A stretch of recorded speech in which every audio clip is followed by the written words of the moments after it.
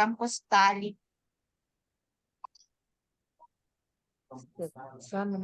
Sana po may matutunan po kami ngayon discussion sa isip o salita. Salamat po. Salamat po. Yun. Salamat po. Yun lang. Yes, thank you, Miss Lenny. And of course, the recap from our area coordinator in TAF, Marvin Balayanto. Good morning po sa lahat sa Calabanga, Compostela, and San Jose po. Good morning po, Doc Mau and Ma'am Carmen, at sa atin pong interpreter kay Miss Edna po. Ang recap ko po sa mga natakal po natin kahapon ay ang first, ang disability and human rights po. Doon po nalaman po natin yung different kinds of disability perspective, gaya ng medical model, social model, charity model, and rights-based model po. Next po, nalaman po natin yung CRPD, which is Convention on the Rights of Person with Disabilities. Nalaman po natin doon yung mga important treaties kagaya ng Universal Declaration of Human Rights and yung enabling plan po ng ASEAN. Next po, tinakil po natin yung mga Republic Act and doon po nalaman po natin yung RA 7277, which is the Magna Carta for persons with disabilities, and yung amending act niya po, which is yung RA 9442. Isa po dito sa mga natakel din po natin na Republic Acts is yung expanding benefits and privileges of persons with disability, which is RA 7277. RA 10754 po. Tapos po nagka-assignment po tayo about sa advocacies and kung ano pong mga na dapat po yung advocacies po natin. Meron po siyang pinagbabasihan based off po dun sa laws or Republic Acts na nakasaad po. Yan lang po. Thank you, Mau, from TAF. Ngayon po, no, ang ating mga area coordinators ay kung sino yung isang participant kahapon, no, na pwedeng magbigay ng kanilang insight ngayong araw na ito. Kung ano yung natutunan nila kahapon. Pwede kaya pong iba naman ang magsasalita ngayong araw na ito. Yan, unahin natin habang ang San Jose po ay hindi pa nakakabalik, ano? Naubusan po ata sila ng Senate, so balik sila maya-maya. Unahin po muna natin sa Calabanga. Domi? Hello, ma'am. Si Ma'am Liz po, mag-share ko ng kanyang insight.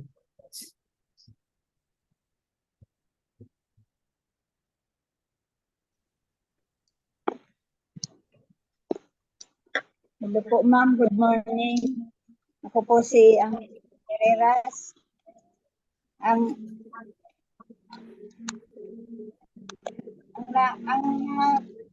tutunan ko po kahapon, naalala ko, na-relate ko sa sarili. Ito po ang perspective.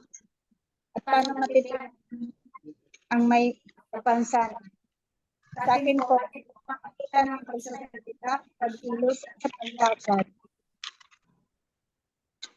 At sa medical model po, ito po yung yung bilang isang may kapansanan, kung hindi kaya tagaan ng hula, ay ibibigay na lang po sa institusyon. Pero yung iba naman po, inaalaga ng mga kamag-anak para tulungan, para matuto sa kanyang mga gawain na kaya naman ng kanyang sarili pang gumawa. Naririnig ko po ito at nasasabi ko dahil po sa aking katayuan sa ngayon. Kailangan po talagang maging malakas lang ang loob natin para malaman po kung saan tayo kaya dalhin ng ating buhay. Kailangan lang po ng determinasyon sa ating sarili.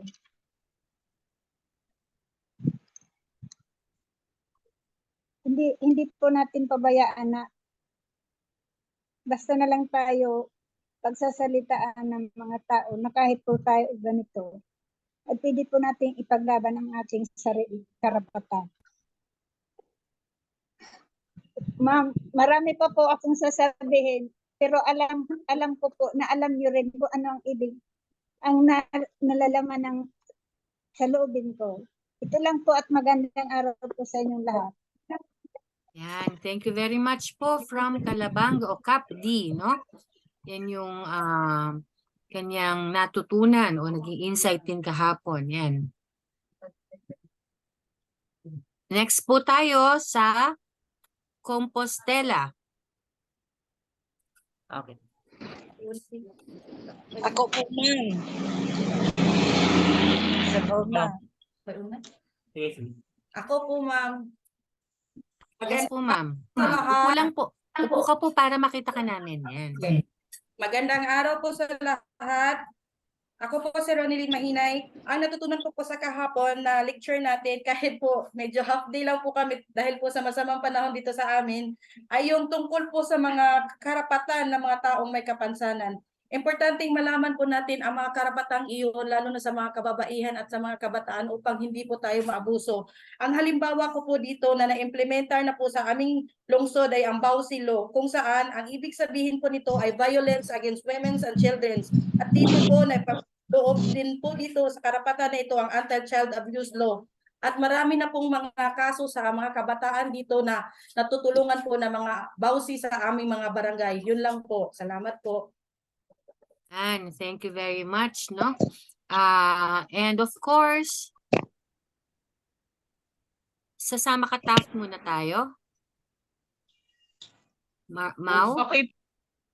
Okay. Ang mag-share po sa amin ngayon si Ate Ivy po.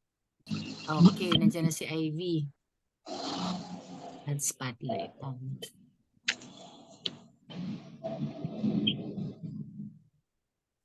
Against the light niya.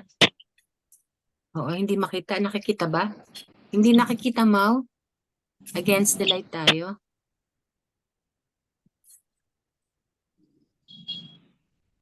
Hindi masyadong italikod mo siguro yung laptop. Ba kailangan humarap sa ilaw? Hindi. Yung mismong laptop ang italikod mo sa light.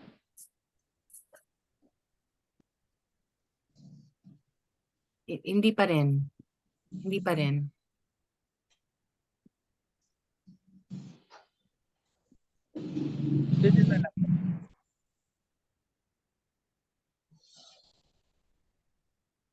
Yan. Good morning.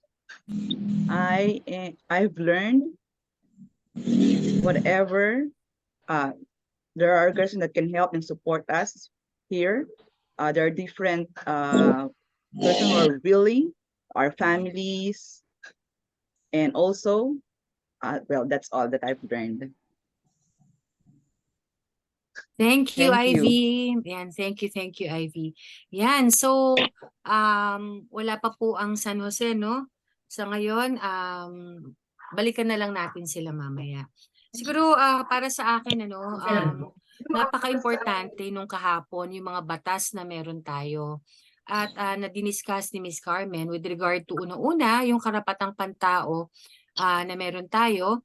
At ano rin ba yung UNCRPD na diniscuss ni Ms. Carmen kahapon para ma-promote, ma-protect at ma-ensure na ma-fulfill lahat ng mga karapatan ng taong may kapansanan. And at the same time, syempre ma-ensure na dahil may respeto, no? At yung ma-fulfill yung inherent dignity, no, ng bawat taong may kapansanan. Another din yung konteksto na saan din ba tayo, syempre parte tayo ng international o ng global, kung saan diniscuss dito yung Sustainable Development Goals, di ba? At ilan doong goals na napapabilang o dapat kasama, kasali ang taong may kapansanan, pero dapat lahat ng goals natin sa Sustainable Development Goals ay napapabilang talaga tayo. Hindi lamang dyan, kundi may mga batas din tayo sa Pilipinas na ang dami-dami ngang batas, hindi natin alam kung paano ito susundin kasi mismo ang gobyerno natin ay hindi rin pa alam kung paano ito i-implement, no? Medyo hirap pa dahil una-una kulang nga naman sa kaalaman. Kung tayo ng mga may kapansanan, hindi lahat tayo maalam pa.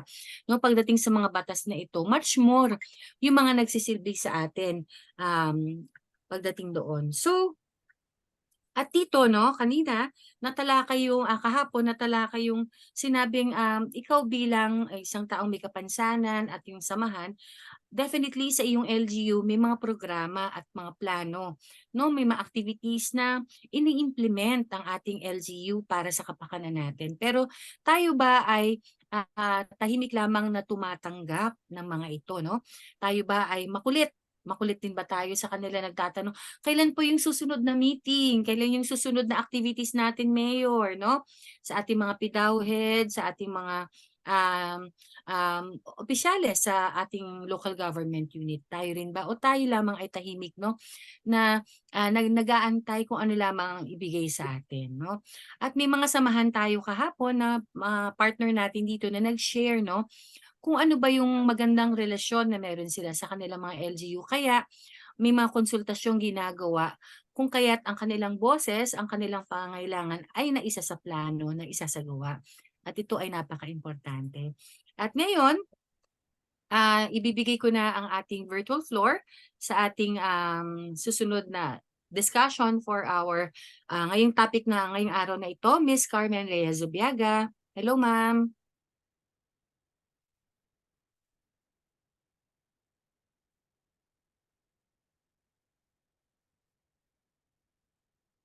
Nakamute. Magandang umaga sa lahat. Ng umaga po. Good morning po.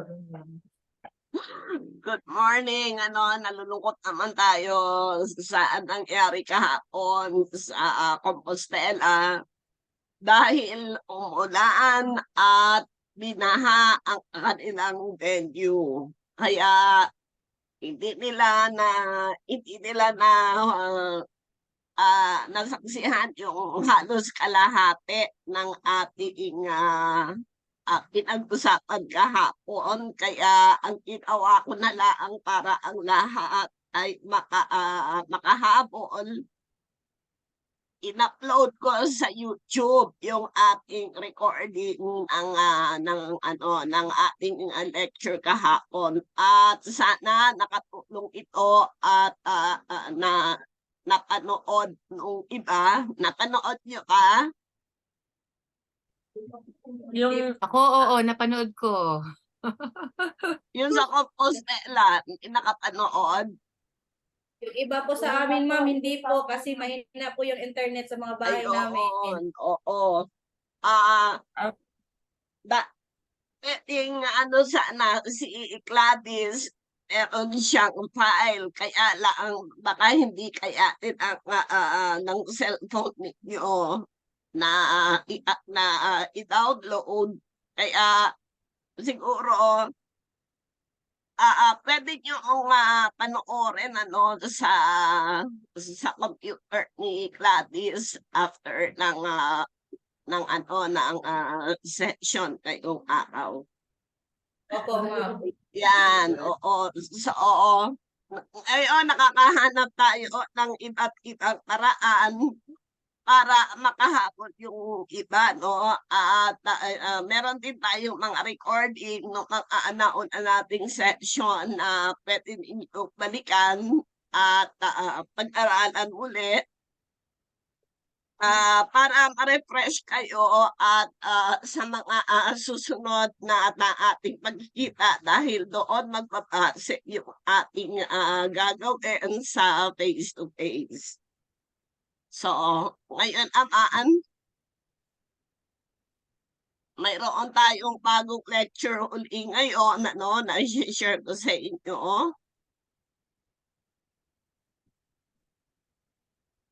Yan. Ito yung ating dahil kayo ay mga ito ay trainers training ay kailangan nating maintindihan paano natin ipapahayag ang disability awareness o yung kamalayan tungkol sa kapansanan at paano nila tayo maiintindihan at magiging sensitibo sila sa ating mga ngailangan. So, makikita natin iba-iba ang klase ng kapansanan kaya kaya ang hindi parang imposible sa isang tao na ma-advocate ang lahat. Pero kung tayo ay disability rights advocate, inuunawa natin ang kapansanan sa level na kinukuha natin ang mga ang ating mga karanasan, ano-ano ang mga magkakatulad na karanasan na ating nararanasan at paano natin ito sasabihin sa ating sa komunidad na hindi na ganito dapat ang kailangan kung ano ang kanilang dapat malaman tungkol sa atin. Okay. Ano yung ating mga layunin para dito sa ating pag-aaral na to? Una, kailangan tayo ay magkaroon ng alalim na pag-intindi tungkol sa kapansanan, yung mga usapin tungkol sa kanila, yung mga issues, no? Ano yung mga hadlang ang kanilang mararanasan, ano yung mga batas na dapat ay alam ng lahat ng ating komunidad at paano nila tayo tatawagin o paano nila tayo pwedeng i-describe. At lahat ng yan ay dapat na maisapuso, maisaisip at lagi tayo magiging mulat, no, sa lahat ng mga issues na ating kinakaharap at paano natin na isusulong ang ating mga advokasya. At ang gusto natin na kayo, yung mga matututo, ay maging mga resource person kayo na kayo na ang magtuturo sa ating mga kapwa may kapansanan, sa mga tao ng pamahalaang lokal, mga pamilya at iba pang mga nagsusulong ng advokasya sa ating mga komunidad. At ngatlo, matuto kayong gumawa ng presentation o ng kung ano ang pwede ninyong i-discuss sa iba't ibang uri ng sitwasyon. Halimbawa, may nag-imbita sa inyo, ang kakausapin nyo ay mga guro o ay mga magulang. Siyempre, pag mga magulang, ang concern nila ay mga batang may kapansanan at kung paano sila matutulungan. Kung ang kausap niyo naman ay mga employers, ang tatalakayin niyo ay yung karapatan sa pagtatrabaho at ano ang pwede nilang gawin para makasama ang mga person with disability sa kanilang mga empleyado. At kung kayo ay kausap niyo naman ay buong community, syempre ang lahat ng disability dapat nandoon at sasabihin kung paano sila matutulog kung paano sila mabibigyan ng karapatan na mabuhay ng pantay sa ating mga komunidad. So, at lahat ng ito ay hindi imposible. Kaya-kaya nyo yan dahil ang inyong ang unang-unang magiging guide ninyo ay ang inyong mga sariling karanasan.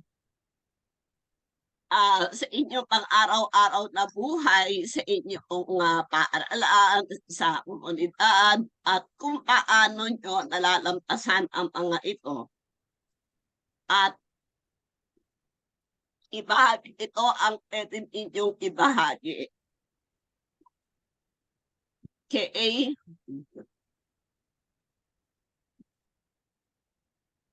So, ang disability awareness ay isang kaugalian na malaman,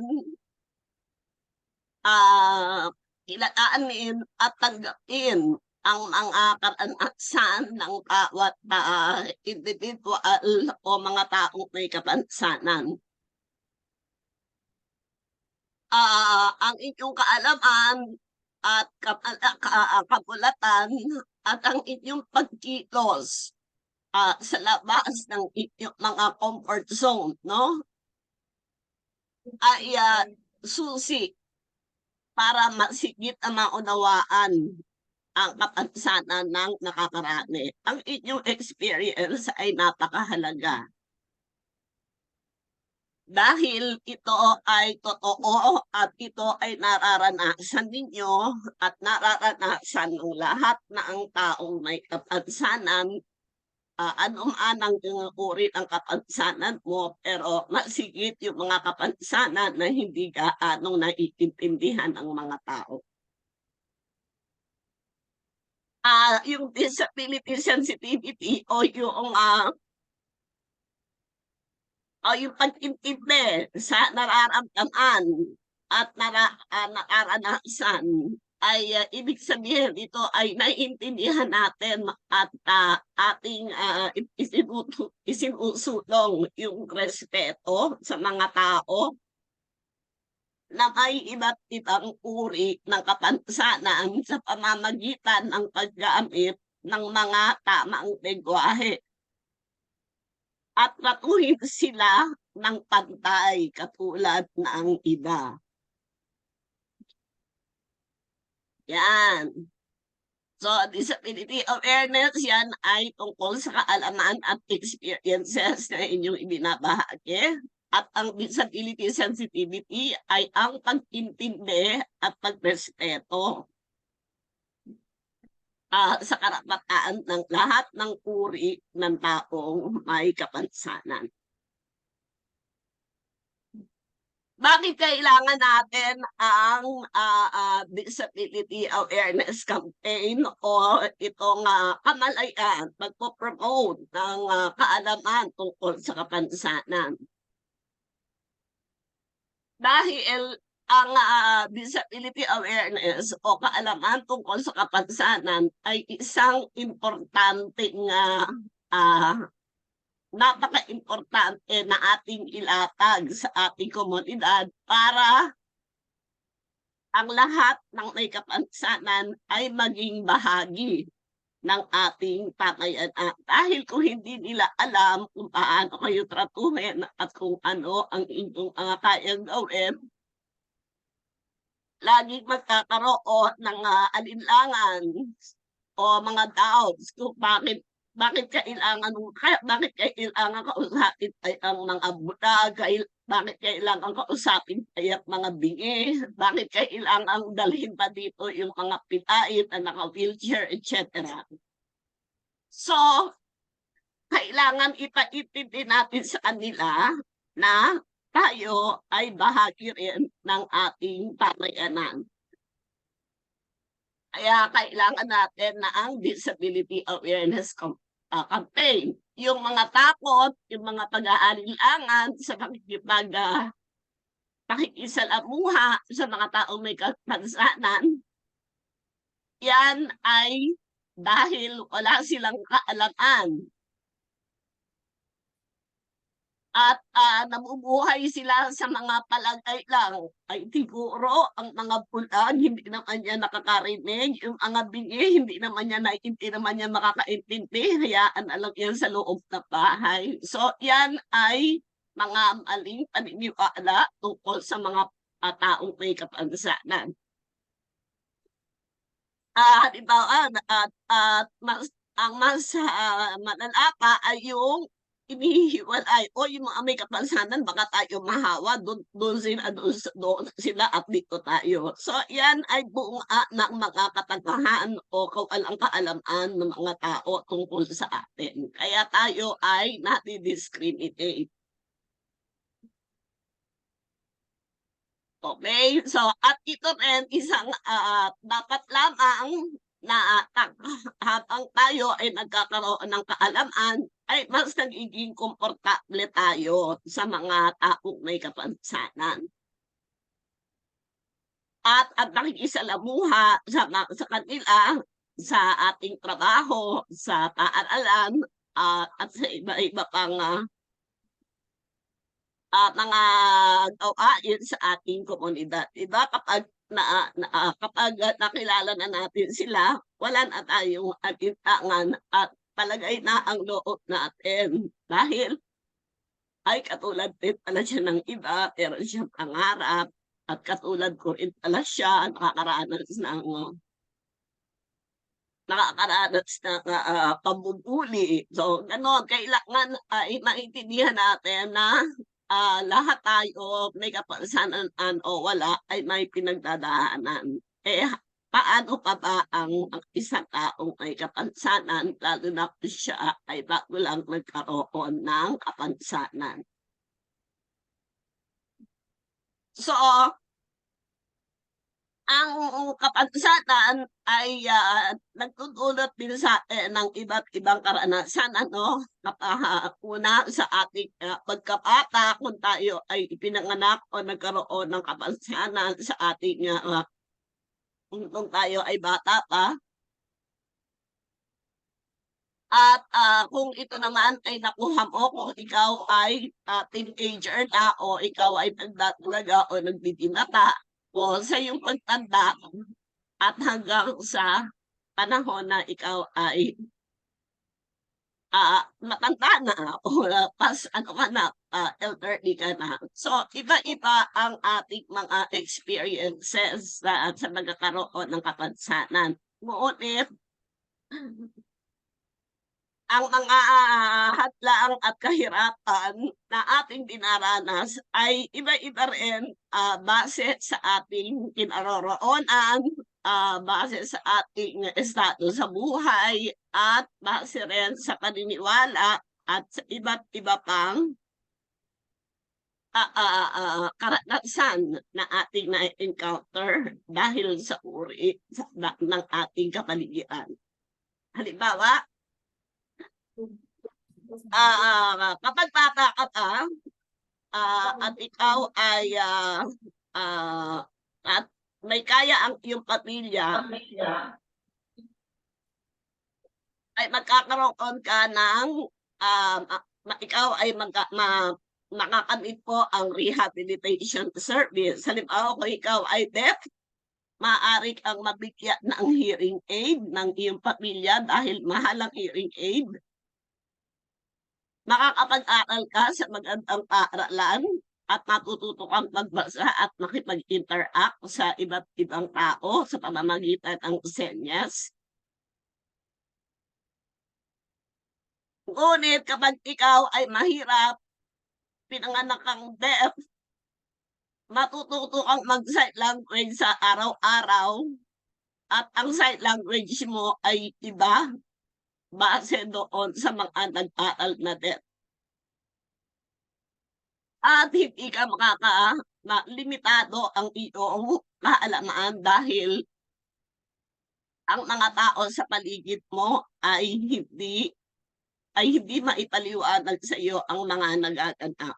Kaya kapag ang isang deaf ay wala namang problema sa pag-iisip, natututo siyang maging mapagmasid at pilit niyang inuunawa ang mga bagay na hindi na ipapaliwanag sa kanya. At siya ay nabubuhay sa pang-araw-araw na senyas na nakaugalian. No? Dito siya nabuhay, kaya pag siya ay pumasok sa paaralan, ay marami siyang dapat malaman. At tayo ay nakita naman natin kung paano ang naging buhay ng ating mga kapatid na mga bingi. At ang kanilang pagkauhaw sa kaalaman. Kaya dapat talaga ay sikapin natin na tayo ay makipag-communicate sa ating mga deaf na kasama nating deaf dahil bihira lang sa kanila ang nakakasama sa mga organisasyon. At syempre natutuwa tayo no, dahil ang Compostela at ang TAP ay very active sa mga deaf people. Natutuwa tayo at in the future, gusto natin si Annalyn at si Marilyn ay magiging trainer sila na para sa mga deaf ng iba't ibang lugar. Okay ba yun, Annalyn?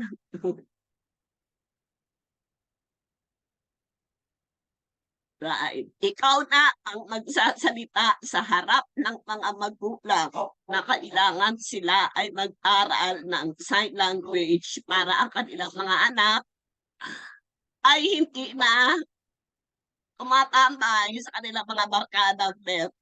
At doon sila sa bahay makipag-bonding sa pamilya.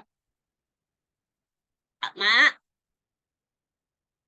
Ayun, yan po ang isa sa mga dahilan kung bakit ang mga deaf ay kapag sila ay natututo at nagkakaroon ng kakilala, hindi sila tumitigil ng bahay. At nagreklamo ang mga magulang nila. Ngunit hindi alam ng mga magulang bakit hindi lalabas ng bahay ang anak na deaf kung meron siyang makakausap sa bahay. Diba? Yun. Kaya isa lamang yan isa lamang yan sa kapansanan na ating na-address. Pero paano naman ang mga bulag, di ba? Mga batang bulag. At natutuwa tayo na mayroong mga aktibong organisasyon na nagpo-promote ng edukasyon para sa mga batang bulag.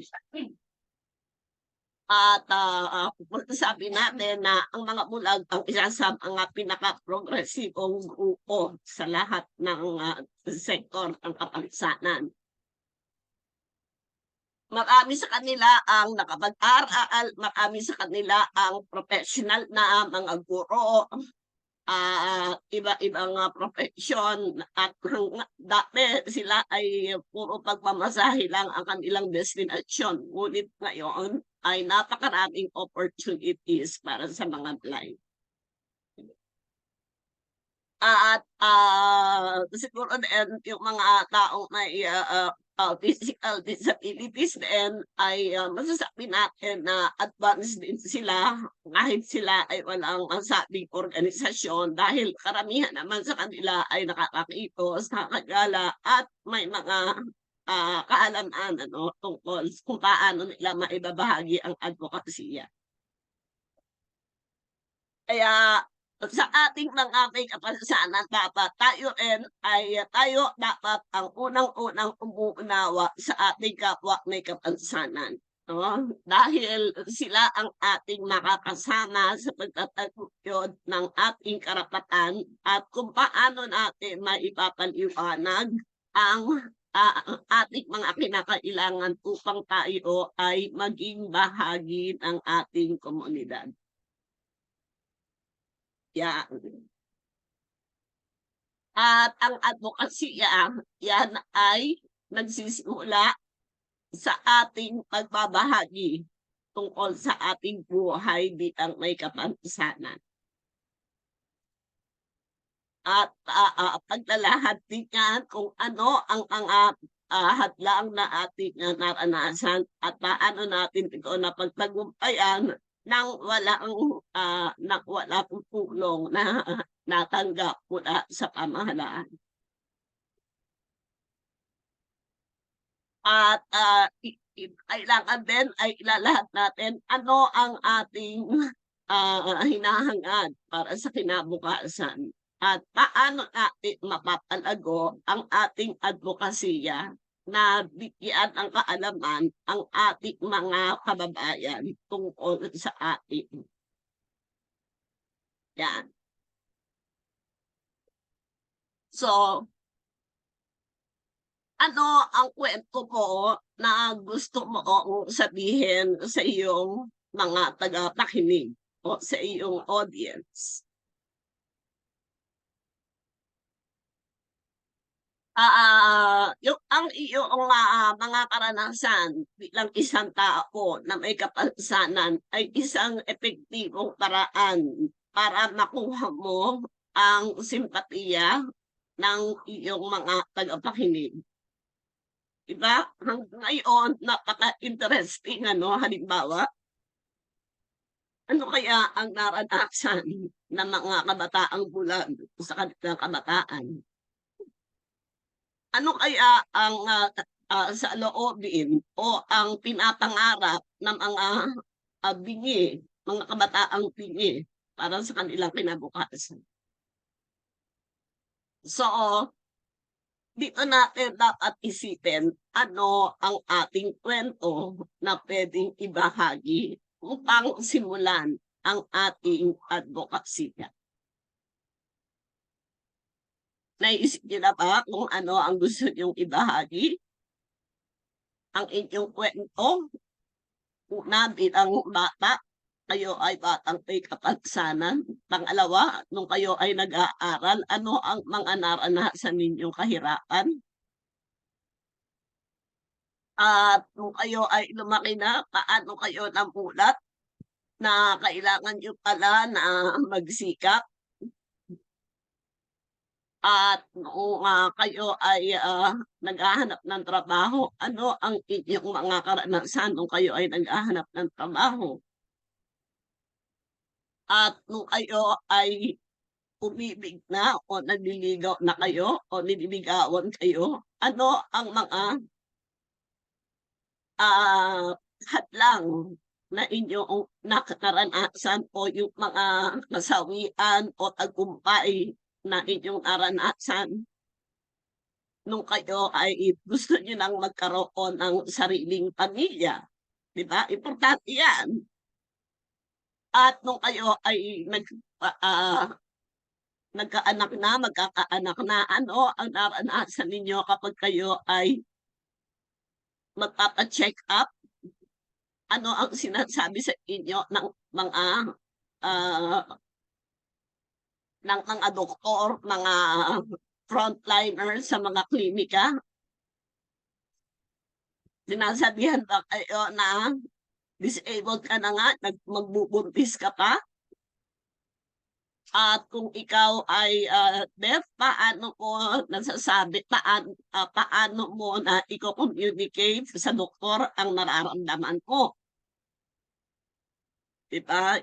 Yan yung mga importanteng karanasan natin na dapat ay nasasabi natin dahil dito ay dahil ito ang magiging dahilan kung paano mapapaunlad ang mga serbisyo at pananaw ng mga tao tungkol sa atin. Huwag mahihiyang magbahagi. Mamaya, magbabahagi kayo ng inyong kwento.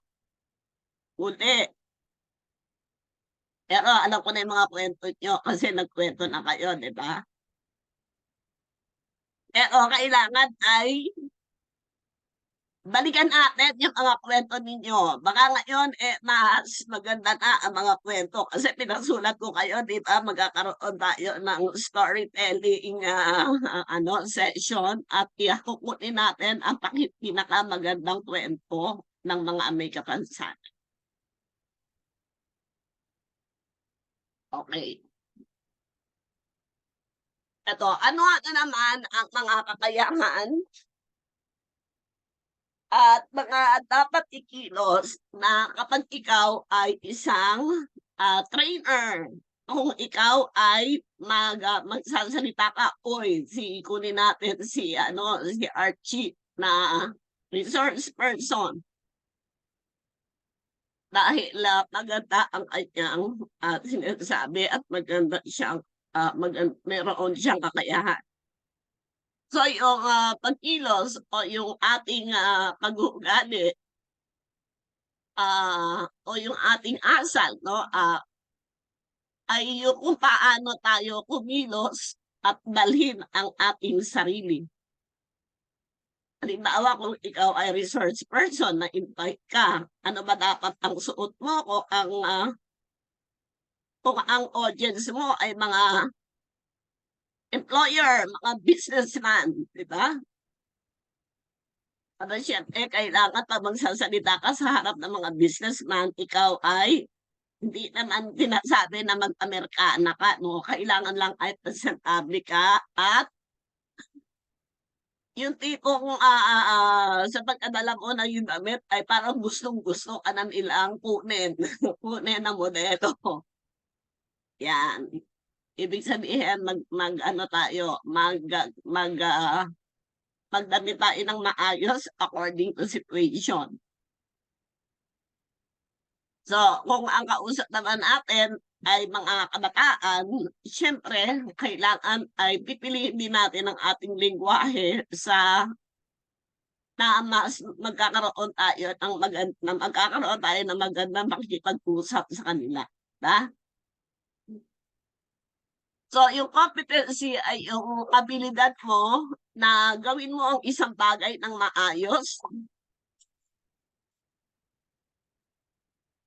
Gawin mo ang isang bagay ng maayos at ito dapat ay may kombinasyon na maaaring makita na ang iyong kaalaman, ang kahusayan at ang iyong abilidad bilang isang tao. Pinagsalita ka. How to assist a person on wheelchair. Paano natin tutulungan ng isang taong naka-wheelchair? Hindi ka naman naka-wheelchair, paano mo may papaliwanag na at hindi ka nga nakagamit ng wheelchair, paano mo ipapaliwanag? So, kung tayo ay magpapaliwanag at ilalahat natin ang buhay ng isang taong naka-wheelchair, kailangan ay yung tao mismo na naranasan niya na mag-wheelchair ang ating gagawing resource person. Halimbawa, kailangan nating malaman ang mga karanasan ng mga taong may physical disability tungkol sa pagsakay sa public transport. Siyempre, ang pipiliin natin ay yung mga tao na malimit na nagbibiyahe. Maaaring sila ay mga amputee, maaaring sila ay mga little people o yung mga tinatawag natin na maliliit na tao. Huwag nyo na sila tatawagin kung dahil magagalit sila.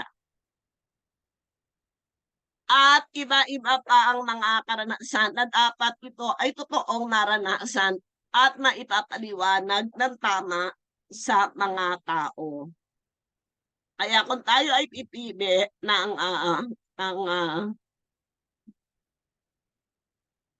resource person, siguraduhin natin na ito ay base sa hinihingi ng pagkakataon o ng kung sino ang inyong bibigyan ng awareness. Ayan. Kung ang kailangan naman ang munisipyo, gusto nilang malaman ano ba ang mga dinaranas sa mga babaeng may kapansanan. Siyempre, sino ang pwedeng magsalita para sa kanila?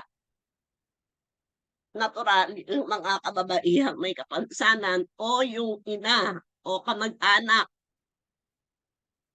ng mga batang babae na may kapansanan, di ba? Dahil kung hindi makapagsalita ang batang babaeng may kapansanan, mas mabibigyan tayo ng tamang pagbabahagi ng mga magulang ng mga batang may kapansanan. So, ano pa? So, kapag sinabi natin competency, dapat ikaw ay may kaalaman, may kaabilidad, at may kasanayan. Pag sinabi natin behavior, ito ay kaduktong ng iyong competency o ng iyong kaalaman. Pag sinabi natin behavior, yan ay paano ka kumikilos, ano ang iyong ugali, at ano ang iyong mga pinapaniwalaan. No, halimbawa, kung kukuha ka ng research person about inclusion, dapat siya ay naniniwala dito kasi may mga tao hindi sila naniniwala sa inclusion. Yan daw ay isang pangarap. So, bakit mo siya kukunin na magsalita para sa inclusion? Paano kanya makukumbinse na dapat nating isulong ang inclusion kung hindi naman siya naniniwala dito? Diba? Yon. At syempre, kailangan kung tayo ay kukuha ng mga resource person, kapag tayo ay hinihingian ng sangguniang bayan ng ng mga testimonya tungkol sa ating mga budget programa, dapat tayo ay may kaalaman sa mga ganyang bagay, di ba? Ano ang programa na dapat bigyan ng kaunahing pansin na at ating ipapahayag o ilalatag sa Local Development Council. Yun. Apat yan ay pinag-uusapan ng grupo. Dahil kayo ang pangunahing resource person para ang ating pamahalaang lokal ay magkaroon ng kaalaman tungkol sa kapansanan at mga programa na naaayon sa kanilang pangangailangan.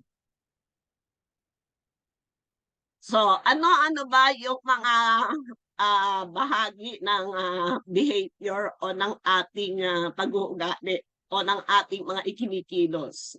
Sabi nga natin, belief, yung paniniwala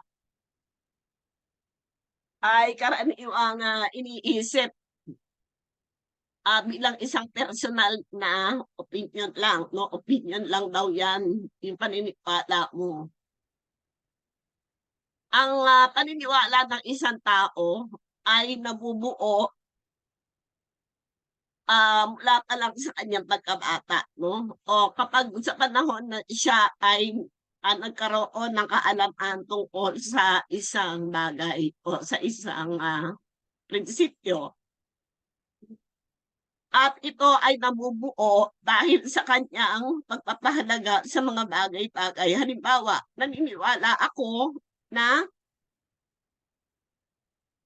posible ang inclusion dahil maraming mga tao ang tumatanggap sa kaibahan ng kanilang kapwa at ang importante ay sila ay nagkakasundo at namumuhay ng may respeto. Yan ay buuan ng aking pagpapahalaga sa mga kaugalian, mga practices. Pero kung ikaw ay hindi ka naman naniniwala sa mga ibang tao, wala ka pinaniniwalaan, kundi ang iyong sarili, mahihirapan kang bumuo ng isang paniniwala na makakainganyo na sa ibang tao na maniwala din sa bagay na ito. Yung attitude o yung ugali, yan ay yung ating iniisip o nararamdaman tungkol sa mga tao o sa mga tema na pinag-uusapan. Halimbawa, etong tao na to, naniniwala ako na hindi siya karapat-dapat o wala naman siyang basihan, kundi yung sarili lang niyang iniisip at sarili niyang palagay. So, yon ay ugali na natin na tayo ay nagiging mapanghusga. Hinuhusgahan natin ang mga tao base sa ating nakikita o base sa kanilang mga pisikal na kaanyuan. At yan ang ating madalas na nagiging problema, no? Dahil tayo ay nahuhusgahan base sa ating panlabas na kaanyuan. Halimbawa, naku yan, pangit din ang ugali niyan. Yang bingin ay iyan, hindi kanyan papakinggan, may sariling mundo iyan. So, ito yung mga karaniwan ating naririnig. Ayan ay base lamang sa kanilang mga sariling opinion o sariling palagay o sa kanilang mga sariling iniisip. At ito dapat ang ating iniiwasan. Kung tayo ay mapanghusga, simulan yun ang tanggalin yung ganyang ugali dahil hindi kayo uunlad kapag kayo ay mapanghusga dahil hindi naman kayo judge, hindi naman kayo abogado, ba't kayo nang huhusga? Diba? And pangatlo, yung action. Ito ay ito yung paano mo pinapakita yung laman ng isip mo at laman ng yung laman ng kung ano ang yung iniisip, no? O yung nararamdaman mo. Di ba pag naiinis ka sa isang tao, hindi mo naman yan papansinin o kaya nakita mo lang pangit ito, parang hindi mo na siya papansinin. Bakit maraming tao ang hindi pumapansin sa mga may kapansanan? Kasi naniniwala sila na sa isip nila, wala naman tayong mapapala kung makipag-usap tayo sa mga yan. So, maraming kwento tungkol sa kanila, no? Yung mga taong judgmental, yung mga taong mapanghusga, yung mga taong napakasama ng ugali dahil iniisip nila sila lang ang magaling at ang lahat ng iniisip nila ay tama. So, yung mga ganyan tao dapat iniiwasan natin. Tapos sa mga yan, inilalagay sa basurahan. O kaya isinisipid sa lata. Diba? Yung mga ganyan tao dahil hindi tayo mabubuhay pag ganyan ang ating kasama. Paano pa kung siya kayong papakasalan mo o makakasama mo habang buhay? Habang buhay ka ang sentensyada. Okay? Ano naman ang dimension o ang batat na ang competency? Knowledge. Ibig sabihin, meron kang kaalaman. Ito ay base sa katotohanan at mga impormasyon na napatunayan, no? Ito ay kumakatawan sa mga impormasyon na pwedeng gawin para mapaganda ang iyong trabaho o ikaw ay naging competent. Ibig sabihin, ikaw ay magiging magaling kapag ginagamit mo ang mga kaalaman na iyong natutuhan. Diba? Skills, yung kasanayan. Habang ito ay ginagamit mo, nagkakaroon ka ng kasanayan o nagiging sanay ka na dito sa halimbawa, ito kang gumawa ng proposal, sinunod mo yung proseso. Kapag ito ay lagi mong ginagawa, nagkakaroon ka ng kasanayan na gumawa ng mga project proposal at programa. At madali na lang sa iyo na gawin o lagyan ng budget ang mga proposal na pinapagawa sa iyo. Dahil nasanay ka, lagi mo itong ginagawa, ina-apply mo yung mga natutuhan mo, nagkaroon ka at ang kasanayan. Ganon din yan sa mga ibang gawain o ibang mga kaalaman na ituro sa inyo. Halimbawa, aba, magaling na akong gumawa ng electric fan. Lahat ng electric fan sa bahay ay napagana ko na, di ba? Nagkaroon ng kasanayan na paandarin ng mga bagay na sira.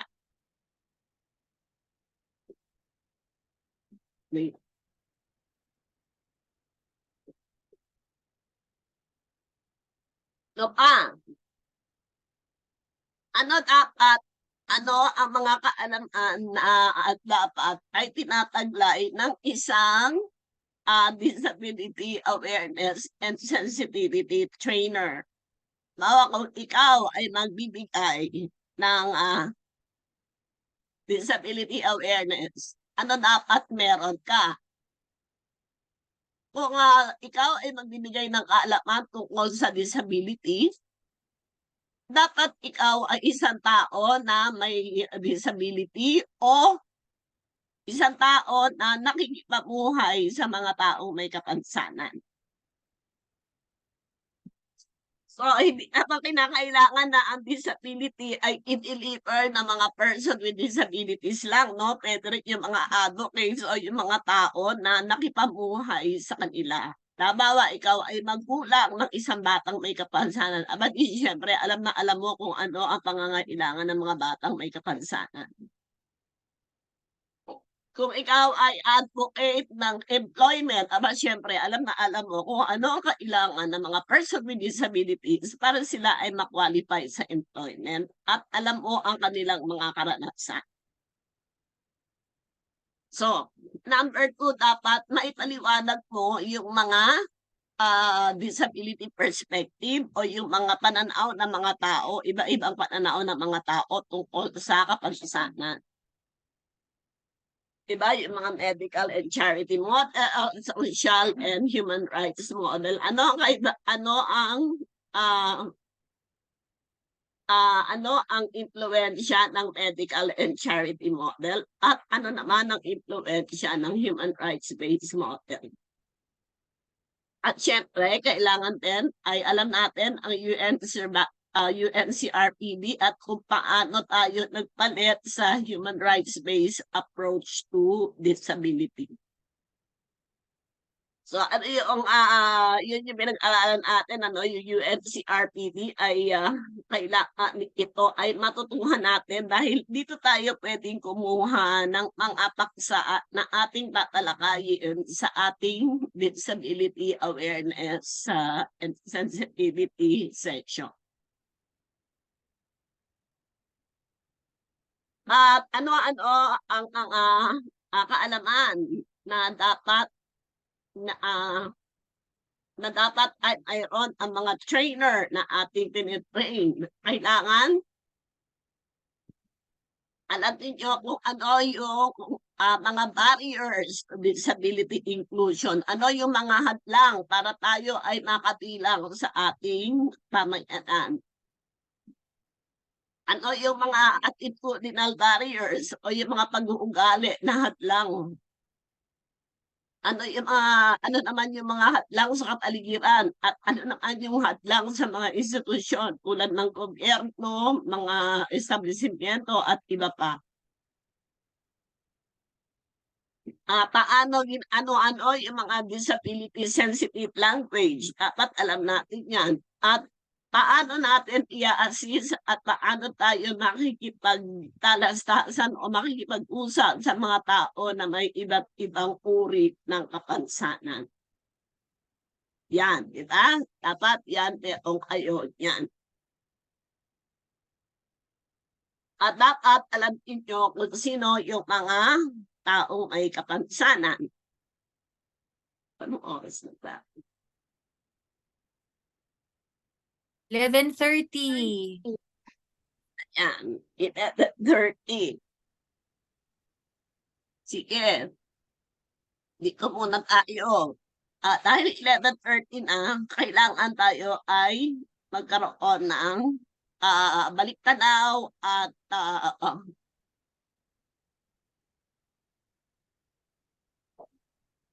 ayan. Dito tayo. Magkakaroon tayo ng storytelling about your disability. Magtawa na kayo ng inyong mga kwento. Balikan ko yung mga kwento ninyo about person with disability, no? Tulad ng ating yan. Ano-ano ang inyong mga experience bilang mga taong may kapansanan at ano ang karanasan ninyo na gusto ninyong ibahagi na sa palagay ninyo ay makaka-inspire sa mga taong nakikinig sa inyo at malalaman kung paano kayo tutulungan.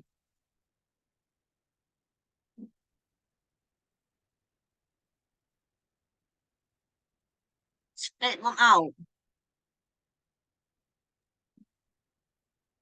Yan. Okay, so ang gagawin po natin ngayon, no? Ano ba yung gusto nating ikwento na nangyari sa buhay natin na ating na-experience bilang isang taong may kapansanan, no? O kaya kung hindi man tayo mismo may kapansanan, na-experience ng ating anak o ng mga kamag-anak natin, no? Tayo being their guardian or representative. Na sa tingin natin pag naikwento natin ito, ay mas makakapag-impluwensya, no, sa ibang tao at maiisip nila na kaya pala ay ganito pala, pwede pa silang gano'n, no? So yung makukuha natin yung kanilang saloobin, no, makukuha natin yung wow, ganun pala yung na-experience nila. Hindi pala ganun biro ang naranasan nila. So kaya dapat, no, sa pamamagitan ng inyong pagkukwento ng inyong buhay o buhay ng inyong mga kaanak ay mas magiging influencer kayo, no? Ma-influence natin sila para sila ay maging aware at sensitive pagdating sa mga taong may kapansanan. So ito po ay individual, no? Pwede naman kayo mag-usap-usap per group o sa isang grupo kung masyado po kayong marami. Hati-hati kayo and then mamaya po pwede nating ikwento, no? Pwedeng meron tayong pumili. Pero isulat din natin ito o i-record natin ito at i-share natin sa ating mga GC. Pero for the moment po, for the sake din na mamaya ay ma-share din tayo sa ating plenary, ay mamili tayo. Ms. Carmen, mga isa, dalawa siguro no, pwede magkwento, no, ng inyong buhay. Siguro it's only a matter of how many minutes, no? Siguro gawin natin mga... Mag-early break tayo, but we have to be back at 12:30. Yes, oo. Wendy, nakataas ang kamay. Ano yan, Wendy? San Jose, Wendy, ba't nakataas ka na? Nawala sila. Nandito na. Nawala na yung taas ng kamay. Oh, Okay. Wendy. Naintindihan ba, Wendy, yung explanation?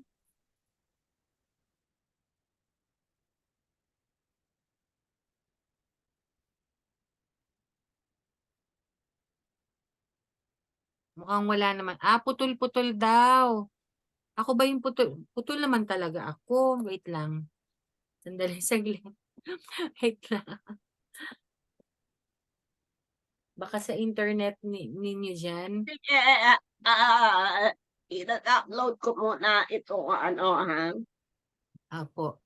So, right, ikwento ninyo, isulat ninyo yung experience ninyo as a person with disability o yung inyong kamag-anak na may kapansanan. At pag ito ay inyong naikwento sa ibang tao ay mai-impluwensyahan sila na mas maging aware at sensitive sila sa inyong mga taong may kapansanan. Okay po ba? So 11:35 po na ngayon, mag-early lunch po tayo at balik po tayo after an hour. At pwede po kayo mag-grouping, no? Kung ilan man kayo, mas maganda kung group of 5 para tigli-5 kayo, mas konti lang yung mapapakinggan ninyo within 1 hour. So working lunch tayo ngayon. At yung iba, habang nagkukwento, sulat nyo rin yung mga kinikwento ninyo. At maganda kung per group na lang, pwedeng may mag-share o dalawa lang per area, may mag-share mamaya pagbalik natin ng 12:30. Okay po ba? Siguro yung pagkukwento ninyo, mga gawin lang natin 3 to 5 minutes, ano? Base sa inyong mga naranasan. Kasi ganun lang dapat kaikli. hindi magsasawa ang tao na pakinggan kayo kasi pag masyado ng mahaba, hindi na po sila makikinig sa inyo. Okay? So 3 to 5 minutes lamang ang mga kwento ng buhay na sa tingin ninyong makaka-impluwensya sa kanila para kayo ay kanilang dobleng tignan, pakinggan, no? At maging sensitive at aware sa inyong mga pangangailangan. Okay, time starts now. So happy lunch po. See you mamayang 12:30. Okay? Yan. Mag-end So, mag-end yan. lang muna ako, tapos mag-enjoy na lang Opo. kayo uli, ha? Mag-end po muna tayo ng Zoom meeting and then break muna. Balik na lang po tayo maya-maya. Okay? Sige po. Bye-bye po.